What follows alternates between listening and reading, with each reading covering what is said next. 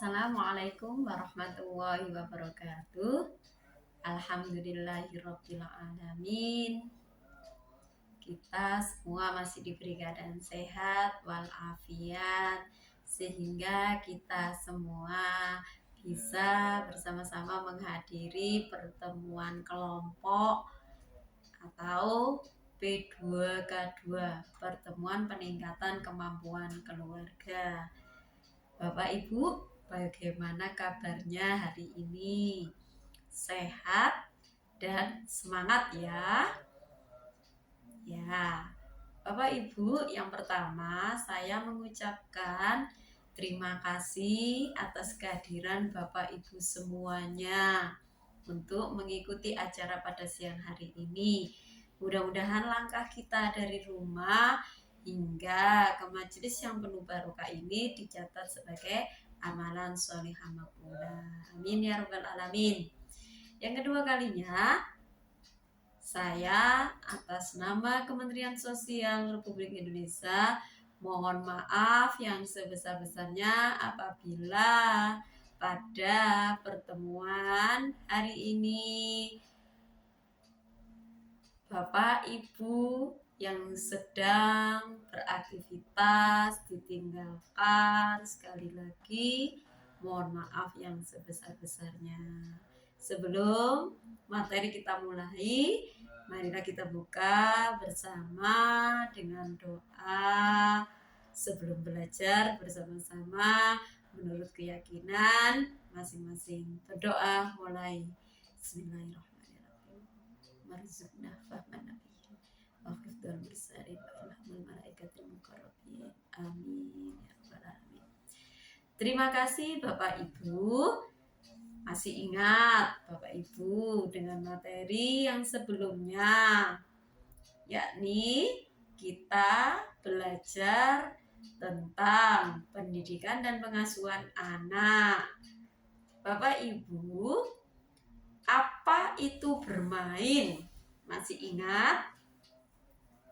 Bermain adalah aktivitas yang secara sukarela yang termotivasi untuk kesenangan dan keseruan. Ya, manfaat bermain bagi anak apa saja Bapak Ibu? Masih ingat? Yang pertama yaitu mengasah kemampuan fisik anak dan membuat anak menjadi sehat.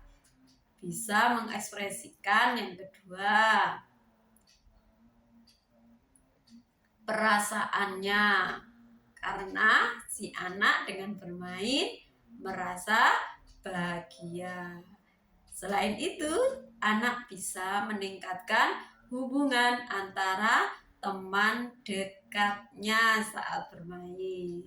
Manfaat yang ketiga yakni manfaat bermain bagi anak dengan cara berpikirnya, bisa mengetahui pengetahuan yang baru, belajar menyelesaikan permasalahannya. Manfaat yang keempat bermain bagi anak yakni anak bisa belajar memutuskan, mengembangkan kreativitas anak. Manfaat yang kelima yakni manfaat bermain pada segi sosialnya. Anak bisa mencoba hal baru agar anak dapat menyesuaikan diri dengan masyarakat. Yang keenam, manfaat bermain bagi anak secara bahasanya, yakni dapat mengembangkan kemampuan berbahasa dan komunikasi pada anak. Itulah manfaat bermain bagi anak Bapak Ibu. Selanjutnya kita akan belajar modul kesehatan dan gizi. Di situ ada 3. Yang pertama, pentingnya gizi dan layanan kesehatan bagi ibu hamil. Yang kedua, pentingnya gizi untuk ibu menyusui dan balita. Yang ketiga, yakni kesakitan pada anak dan kesehatan lingkungan. Baiklah Bapak Ibu, untuk yang pertama ini kita bicaranya yaitu modul kesehatan dan gizi sesi ke-1, yaitu tentang apa tadi Bapak Ibu? Pentingnya gizi dan layanan kesehatan bagi ibu hamil. Baik, di sini nanti kita akan belajar memahami 1000 HPK, hari pertama kehidupan HPK. Terus yang kedua, pentingnya gizi bagi ibu hamil.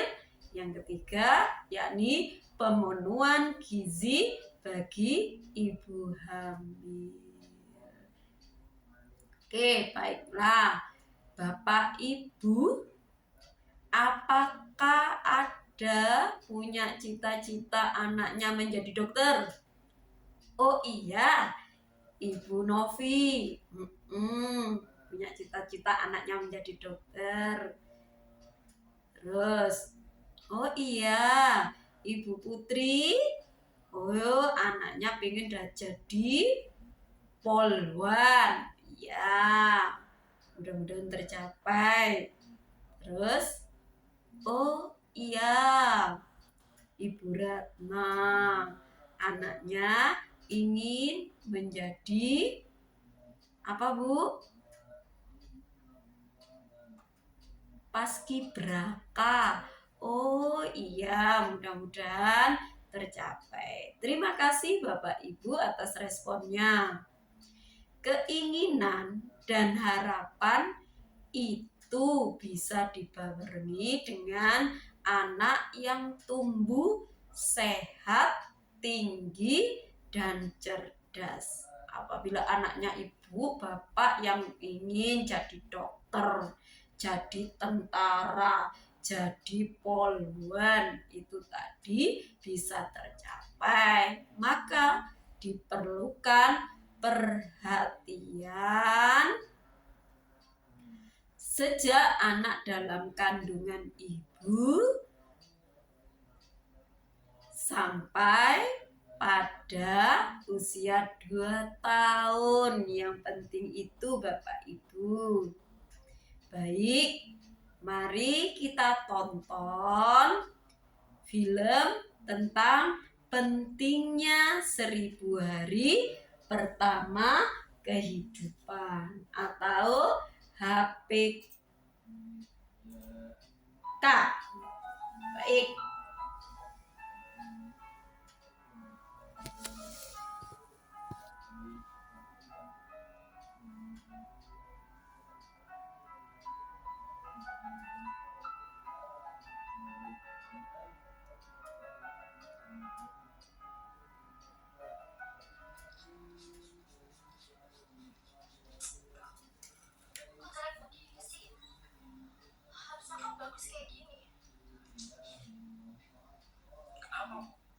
Kok sedih gitu? Ya, kapan nanti anak kita bakal tumbuh sehat ya? Gak kayak tanaman yang kecil ini ya? Ya pasti dong, siapkan dulu dong ayahnya. Ya, serius. Coba lihat ya, lihat ini. Kalau anaknya nanti gak tumbuh benar, kan kesian ya. Kesian dari anak yang lain. Ibu lihat ayah nih.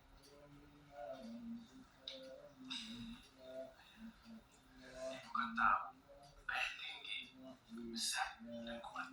Sementara ibu wanita yang cantik. Jadi anak kita tuh gak bakal beda jauh sama kita, Bu.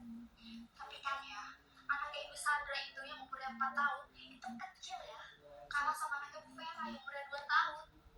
Sedangkan suaminya Bu Sandra itu jauh lebih tinggi daripada ayah. Kalau kata aku sih kayaknya tinggi anak itu gak ngikutin orang tua deh ya. Masa sih? Iya ya. Oh iya, ayah tahu gak gimana caranya biar anak kita sehat? Bingung kan? Daripada ibu bingung, mending kita tanyain sama yang ngerti.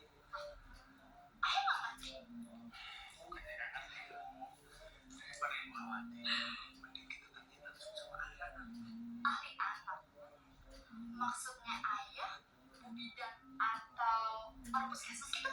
Nah, itu maksud ayah. Oh, iya, ayo antar. Kita harus cari tahu bagaimana caranya supaya anak kita nanti tinggi, sehat, dan pintar. Kayak anaknya gitu? Nah, ganteng juga tuh. Aku ngajak aja ya. Pemenuhan gizi yang menjamin anak tumbuh dan berkembang secara optimal dimulai sejak janin hingga anak usia 2 tahun atau seluruhnya adalah 1000 hari.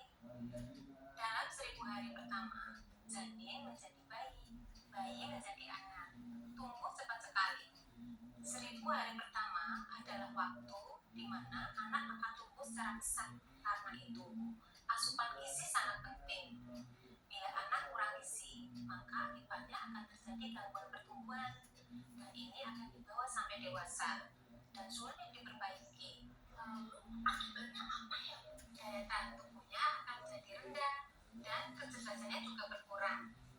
Untuk anak perempuan akan menjadi remaja dan calon ibu hamil yang akan melahirkan bayi dengan berat badan lahir rendah juga pendek. Jadi, anak saya walaupun masih di dalam perut ini perlu gizi ya? Betul, ibu perlu memperhatikan gizi bagi ibu dan janin. Lalu apa yang harus saya lakukan ya agar anak mendapatkan gizi terbaik? Ibu hamil makan makanan yang bergizi yang seimbang. Pastikan ibu hamil minum tablet tanda darah. Lakukan inisiasi menyusui dini segera setelah bayi lahir. Berikan ASI eksklusif, air susu saja sampai bayi usia 6 bulan. Setelah 6 bulan, berikan MPASI. Jadi selain gizi, apalagi ya Bu yang harus saya perhatikan? Perilaku hidup sehat. Ibu hamil memeriksakan kehamilannya ke tenaga kesehatan. Lindungi ibu hamil dari penyakit malaria dengan pelaku insektisida. Cegah sakit dengan imunisasi. Cegah masuknya kuman dengan mencuci tangan pakai sabun dan dengan air mengalir. Lalu bagaimana cara kita mengetahui anak kita itu sehat? Rajin ke posyandu untuk timbang anak ibu. Jangan lupa ukur tinggi badannya.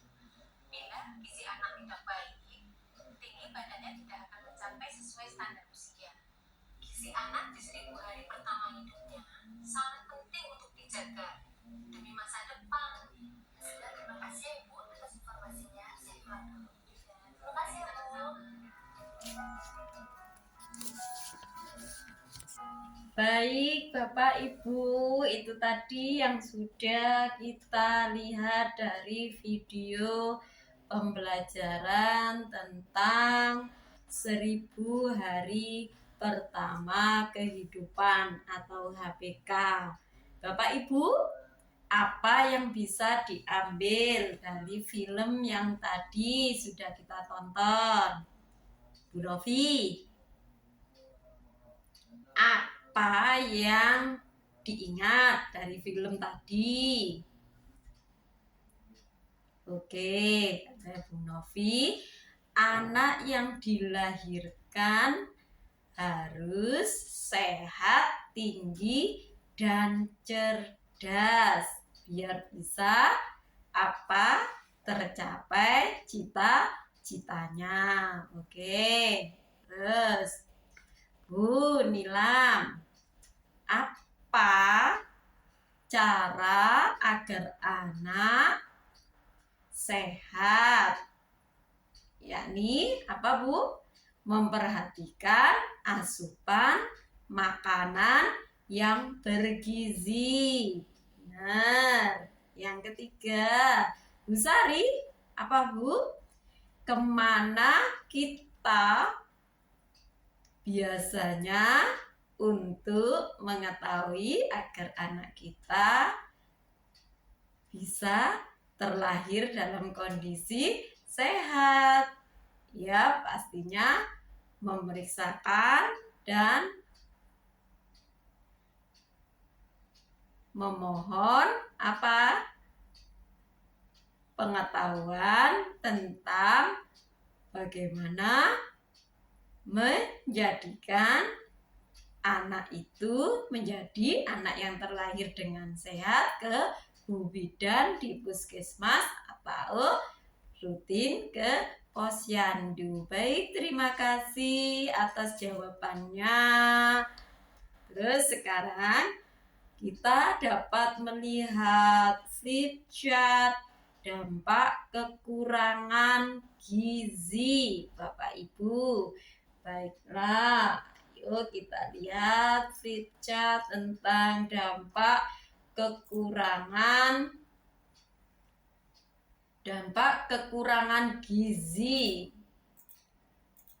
Dampak kekurangan gizi itu kalau pada keluarga, maka ibu hamil itu yang tidak sehat melahirkan bayi dengan berat badan tidak normal atau lebih rendah. Kalau pada bayi akan mengalami gangguan pertumbuhan dan mudah sakit. Kalau pada anak, maka gangguan pertumbuhan anak pendek atau stunting atau cebol, Bapak Ibu kalau kurang tahu, yaitu tinggi badan anak di bawah standar anak yang seusianya, tidak berkembang sesuai dengan usianya. Kalau pada remaja, dampak dari kekurangan gizi, maka kesulitan belajar, prestasi di sekolah menjadi rendah. Tatkala dewasa, maka akan mendapatkan gangguan kesehatan, pendidikan rendah, dan terbatasnya pilihan kerja. Itu Bapak Ibu yang menjadi dampak tatkala kekurangan gizi. Terima kasih Bapak Ibu. Mari kita lanjutkan untuk selanjutnya, yaitu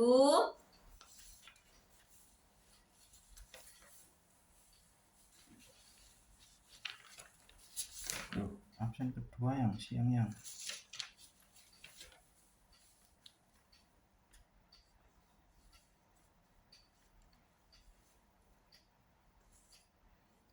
si JCC kena ya polling ya. Bu Novi, apa yang dapat diambil itu tadi? Pentingnya 1000 hari pertama kehidupan. Pentingnya gizi atau makanan sehat selama 1000 hari pertama kehidupan. 1000 hari pertama kehidupan itu tadi sudah mengerti Bapak Ibu, yaitu pada 9 bulan di kandungan, kelahiran dan nifas, usia 0 sampai 6 bulan, yaitu dengan mengkonsumsi ASI eksklusif. Terus pada bayi usia 6 sampai 24 bulan atau usia 2 tahun Bapak Ibu. Itu hitungan dari 1000 hari pertama kehidupan. Sekarang kita lihat pentingnya gizi bagi ibu hamil, yaitu kita bagi peserta ini dalam 3 kelompok, yaitu kelompok sehat. Nanti bisa menyebutkan apa saja yang ada dalam piringku, asupan gizi yang harus ada pada ibu hamil. Terus kelompok yang tinggi yaitu kemana ibu memeriksakan kehamilannya. Nanti silakan didiskusikan ya. Yang kelompok ketiga yaitu kelompok cerdas, yaitu di mana melahirkan dan apa yang dibutuhkan saat melahirkan. Ibu-ibu yang sedang sekarang proses kehamilan, jangan tidak mengikuti kelas ibu hamil ibu yang sudah disediakan di puskesmas. Oke, terima kasih Bapak Ibu. Kita lihat film tentang pola makan ibu hamil. Oke, ini Bapak Ibu, ayo kita saksikan film tentang pola makan ibu hamil. Apa saja yang bisa dimakan oleh ibu hamil?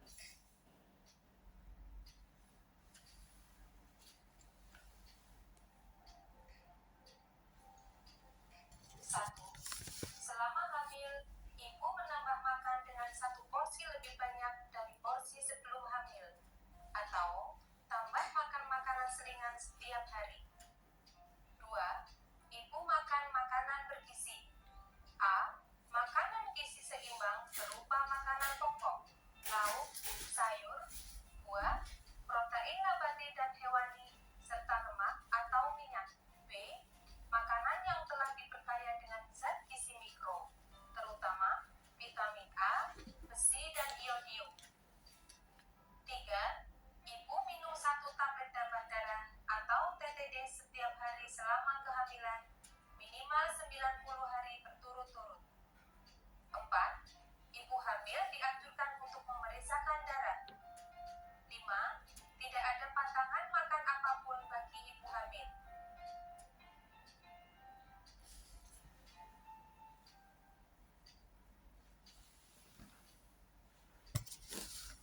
Baik, terima kasih Bapak Ibu sudah menyaksikan itu tadi film tentang pola makan ibu hamil. Yuk, siapa yang bisa menceritakan apa yang sudah dilihat itu tadi? Ya, Ibu Putri. Berapa banyak ibu hamil harus makan? Oke, harus dilebihkan 1 porsi dari makanan yang biasanya dimakan sebelum hamil. Oke, Ibu Ayu. Makanan apa saja yang ada di piring ibu hamil? Itu tadi. Makanannya yaitu makanan yang ada di dalam piringnya ibu hamil. Ada karbohidrat, yaitu terdiri dari beras, jagung, atau umbi-umbian yang dari sagu. Karena di situ karbohidrat itu untuk tenaganya. Terus yang kedua ada namanya protein, baik itu protein hewani maupun protein nabati. Protein hewani dari ikan atau daging, ayam. Kalau protein nabati itu dari kacang-kacangan, tahu, tempe. Terus diberikan buah-buahan yang mengandung vitamin dan mineral, pepaya atau jeruk atau semangka. Itu yang ada di isi piringku. Piringnya ibu yang sedang hamil. Bu Juwita, gimana Bu? Apakah ibu hamil itu ada pantangan makanan yang tidak boleh dimakan? Oh, tidak ada Bu. Semuanya boleh dimakan oleh ibu hamil. Asalkan makanannya itu bergizi. Oke, terima kasih ibu-ibu semuanya yang sudah merespon dari film yang barusan kita saksikan. Terus sekarang kita lanjutkan pada film yang ketiga, yakni pada saat ibu hamil itu Pemeriksaannya bagaimana? Silakan menyaksikan.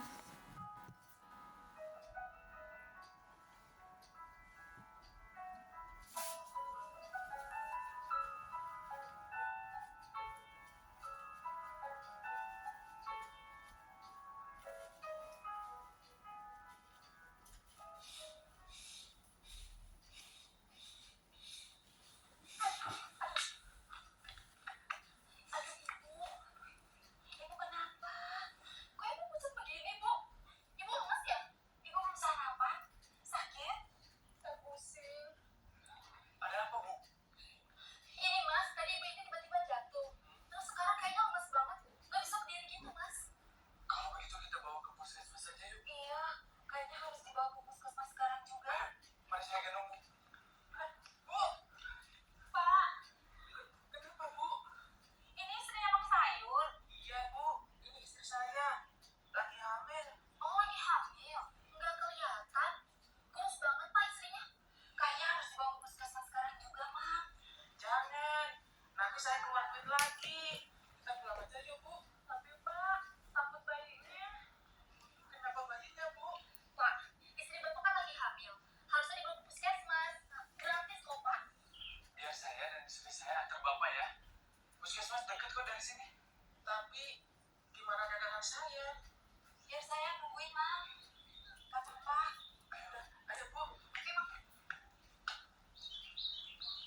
Istri hamil nggak sehat kayak gitu, malah mau dibawa pulang.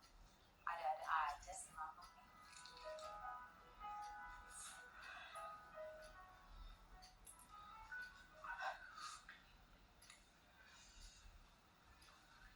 Gimana istri saya, Bu Bidan? Apa pernah kejadian seperti ini sebelumnya? Enggak sih, Bu. Cuma istri saya itu sering ngomel-ngomel. Pusing, nggak nafsu makan. Terus akhir-akhir ini udah ada idam. Bawaan bayi kali ya, Bu? Apa istri Bapak minum tablet tambah darah atau multi mikronutrien yang saya berikan beberapa bulan yang lalu? Apa itu, Bu? Emang perlu ya, Bu? Bapak harus lebih banyak perhatian terhadap kesehatan ibu dan bayi. Tadi cek darah, istri Bapak anemia. Aneh apa, Bu? Oh, pantesan istrinya si Bapak lemas. Darah merah pada istri Bapak banyak berkurang. Dia tidak punya tenaga, membahayakan pula bagi si janin. Ya, saya mana ngerti, Bu. Itu kan urusan perempuan. Pak, Bapak sudah belajar lebih mengerti tentang urusan ibu dan anak. Karena kalau bukan suami, siapa lagi, Pak? Caranya gampang kok, Pak. Hanya perlu rajin ketemu dengan bidan. Contohnya suami saya yang ganteng ini, dia rajin ketemu sama bidan. Emangnya harus berapa kali periksa sama Bu Bidan? 4 kali selama hamil. Tetapi Bapak juga harus menjaga makan makanan yang bergizi untuk istri Bapak. Iya, istri sama anak Bapak itu kurang pulen. Betul. Dan jangan kelewatan minum tablet tambah darahnya. Paling tidak 90 tablet. 1 setiap harinya selama hamil. Suntik tetanus, Pak. Macem-macem urusan ibu hamil. Selain periksa ke bidan, makan yang benar,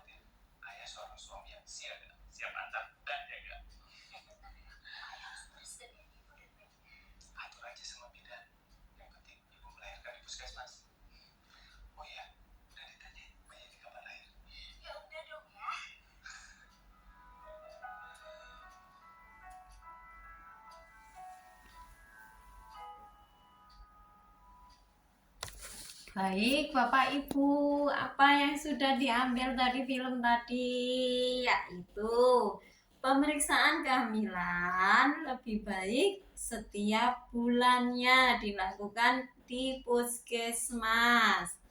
Periksa pertama yaitu pada usia kandungan sebelum 3 bulan. Periksa kedua yakni pada usia kandungan 4-6 bulan. Periksa yang ketiga dan keempat yaitu saat usia kandungan 7-9 bulan. Itu minimal periksanya tatkala ibu sedang hamil 4 kali selama masa kehamilannya. Ya, itu tadi kita sudah belajar juga. Jangan sampai kita menghadapi resiko 4 terlalu, yaitu terlalu muda. Pada saat usia kehamilan kurang dari usia 20 tahun. Itu tidak baik, Ibu, Bapak. Yang kedua, terlalu tua, yaitu pada usia lebih dari 35 tahun. Atau terlalu dekat jarak kehamilan anak yang ke-1 dan kedua itu kurang dari 2 tahun. Terus terlalu banyak mempunyai anak lebih dari 4 anak. Tidak diperkenankan itu Bapak Ibu. Ingat, 4 terlalu. Yaitu apa tadi Bapak Ibu? Terlalu muda, jangan. Terus apalagi Bapak Ibu? Terlalu tua, jangan. Terus terlalu dekat, jangan. Terus terlalu banyak, jangan. Yang sedang-sedang saja. Diingat ya Bapak Ibu. Oke, selanjutnya mari kita belajar tentang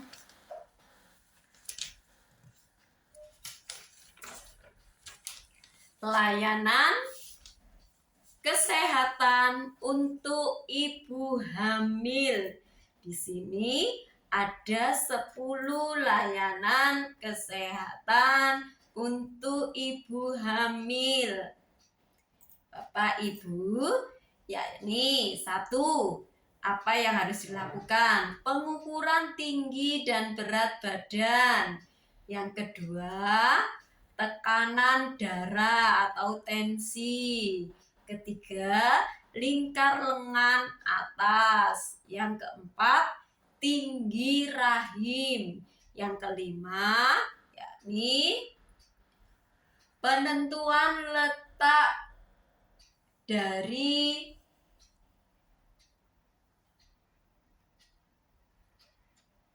janin. Yang keenam ada imunisasi tetanus toksoid. Yang ketujuh pemberian tablet tambah darah atau TTD. Diingat Bapak Ibu, tablet tambah darah. Terus ada yang kedelapan tes laboratorium. Yang kesembilan yakni diingat penjelasan dari bidan di puskesmas. Yang ke-10 pengobatan bila diperlukan. Apa tadi yang diingat? Rencanakan persalinan di fasilitas kesehatan. Tanyakan tanggal perkiraan pada persalinan HPL-nya itu Bapak Ibu. Nanti diperhatikan. Siapkan donor darah. Terus yang terakhir, ikuti kelas ibu hamil. Bu, ingat yang sudah disediakan di layanan kesehatan. Selanjutnya, pemeriksaan kesehatan setelah melahirkan. Ayo Bapak Ibu, kita saksikan film selanjutnya.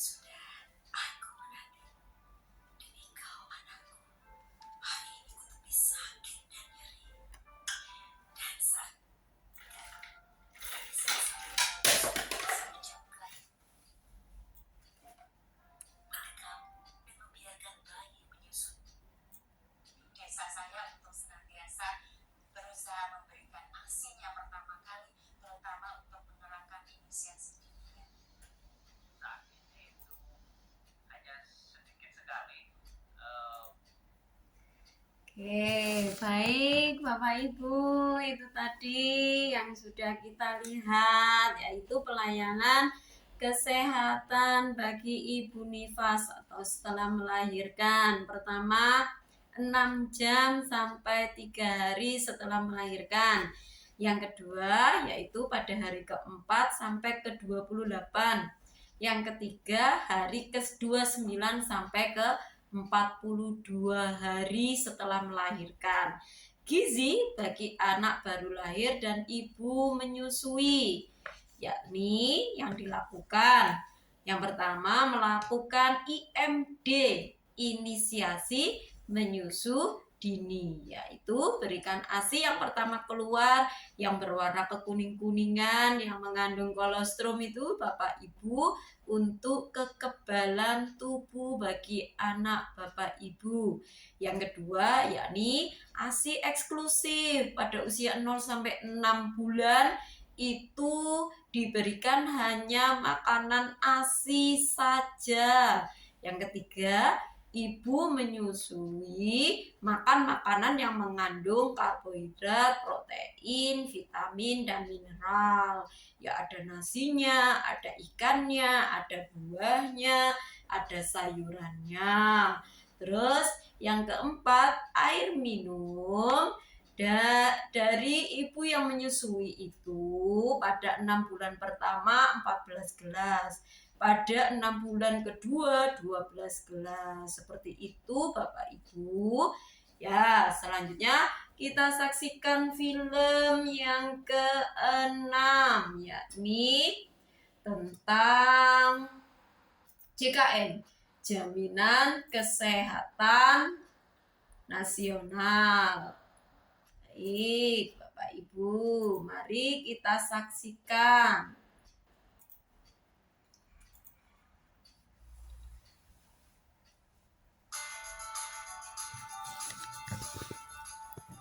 Kita patut bersyukur bahwa mulai 1 Januari 2014 negara kita sudah punya sistem jaminan kesehatan nasional atau JKN. Melalui JKN, pemeliharaan kesehatan kita terjamin. Bila sudah menjadi peserta JKN, kita cukup menunjukkan kartu peserta saat berobat untuk mendapatkan pelayanan kesehatan. Tetapi tentu saja ada prosedur dan batasannya. Pertama-tama, kita terlebih dahulu harus memeriksakan diri ke fasilitas kesehatan tingkat pertama seperti puskesmas, klinik swasta atau klinik TNI Polri yang bekerja sama dengan BPJS Kesehatan atau Badan Penyelenggara Jaminan Sosial Kesehatan. Ingat, kita harus memeriksakan diri ke fasilitas kesehatan tingkat pertama terlebih dahulu. Jangan langsung ke rumah sakit kecuali dalam kondisi darurat. Di fasilitas kesehatan tingkat pertama ini, kita bisa mendapat pelayanan sebagai berikut. 1. Kita bisa memeriksakan diri, mendapat pengobatan atau melakukan konsultasi medis. Kedua, kita bisa mendapat tindakan medis. Ketiga, kita bisa mendapat transfusi darah sesuai kebutuhan medis. Keempat, kita bisa menjalani rawat inap tingkat pertama sesuai dengan indikasi medis. Kelima, kita bisa mendapat pemeriksaan penunjang diagnostik laboratorium tingkat pertama. Kita akan dirujuk ke rumah sakit yang bekerja sama dengan BPJS Kesehatan apabila kita memerlukan tindakan lebih lanjut. Layanan yang bisa didapat di rumah sakit adalah sebagai berikut. Pertama, kita bisa memeriksakan diri, mendapat pengobatan atau melakukan konsultasi medis dengan dokter spesialis. Kedua, kita bisa mendapat tindakan medis oleh dokter spesialis sesuai dengan indikasi medis. Ketiga, kita bisa pula mendapat rehabilitasi medis serta transfusi darah. Keempat, bagi yang harus rawat inap, kita bisa mendapat pelayanan di ruang non-intensif maupun di ruang intensif. Tentunya ada pelayanan kesehatan yang tidak dijamin JKN antara lain pelayanan kesehatan tidak sesuai prosedur, pelayanan kesehatan di fasilitas yang tidak bekerja sama dengan BPJS, pelayanan kesehatan di luar negeri, pelayanan kesehatan untuk mendapatkan keturunan, pelayanan kesehatan untuk tujuan kecantikan, gangguan kesehatan atau penyakit akibat ketergantungan obat dan atau alkohol, pengobatan alternatif. Ingat, beberapa contoh kasus tersebut tidak dijamin JKN. Seluruh rakyat Indonesia wajib ikut program JKN sebagai wujud kepedulian sosial dalam bentuk gotong royong untuk membiayai pemeliharaan kesehatan. Pendaftaran dimulai pada 1 Januari 2014. 5 kelompok berikut ini otomatis menjadi peserta JKN. 1. Anggota TNI dan PNS di lingkungan Kementerian Pertahanan beserta anggota keluarganya. 2.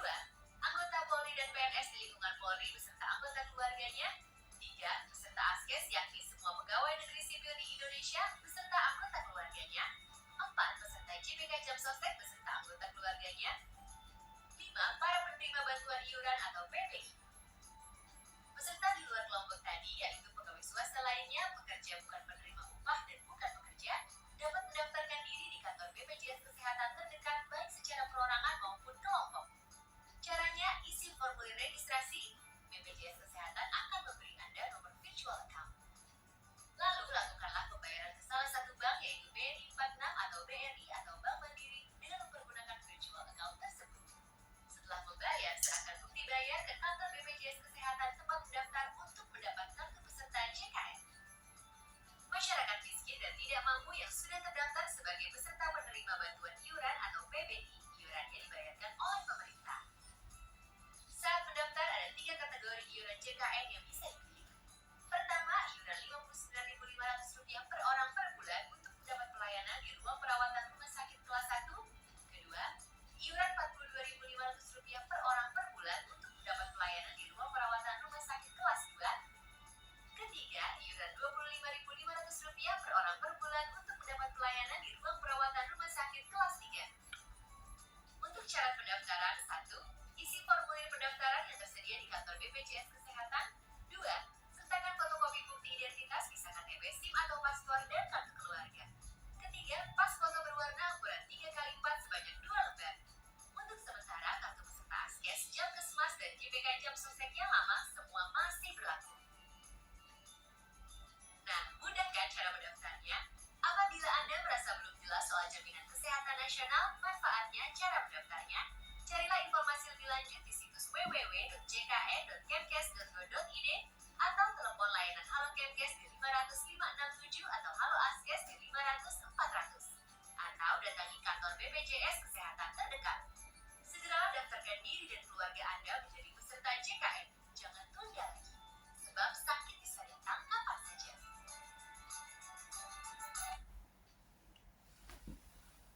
Baik, Bapak Ibu, sudah itu tadi kita lihat film tentang JKN, Jaminan Kesehatan Nasional. Tentunya iurannya masih mengikuti pada iuran yang dahulu ya Bapak Ibu. Sekarang sudah naik iurannya untuk kelas 1, kelas 2 maupun kelas 3 yang membayar secara mandiri.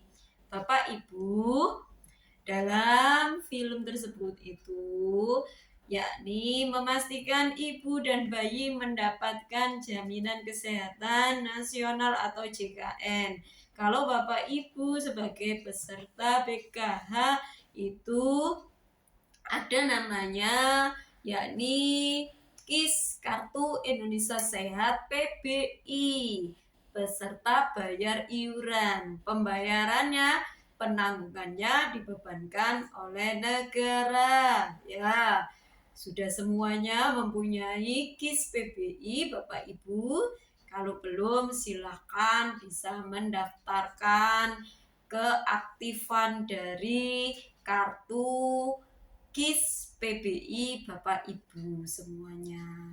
Ya, terus ibu yang menjadi peserta KIS PBI sudah tentu anak juga akan menjadi peserta KIS PBI karena kita berbasis pada virtual account ya. Terus peserta PKH yang mempunyai KIS juga wajib melaporkan bayi sebagai penerima juga dengan nomor KK-nya apabila belum mempunyai kartu identitas anaknya. Baik Bapak Ibu, itu tadi yang dapat saya sampaikan, mudah-mudahan bermanfaat untuk Bapak Ibu semuanya, khususnya bagi saya pribadi. Terima kasih kehadirannya, mohon maaf.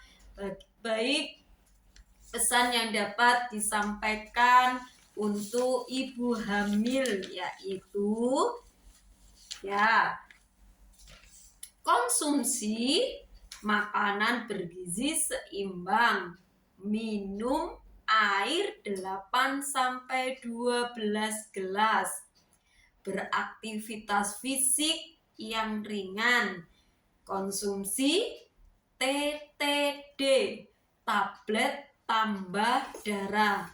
Terus periksa kehamilan minimal 4 kali selama kehamilan. Melahirkan di layanan kesehatan. Selanjutnya, lakukan inisiasi menyusu dini atau IMD.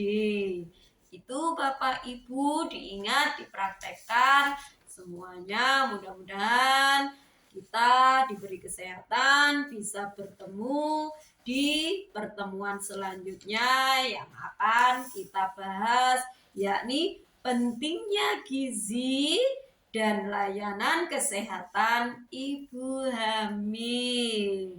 Kita tutup pertemuan pada kali ini dengan doa penutup majelis bersama-sama.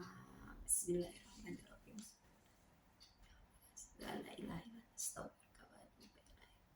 Terima kasih, saya akhiri. Wassalamualaikum warahmatullahi wabarakatuh.